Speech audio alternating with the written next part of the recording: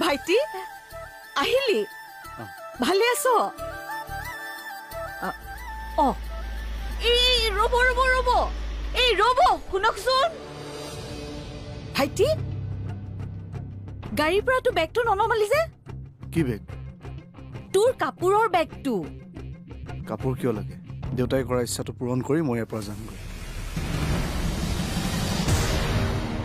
আজি সন্ধিয়া 7টা বজাত ৰিটাৰ্ণ ফ্লাইটটো আছে কি কৰিব লগা আছে কৰি ল'বি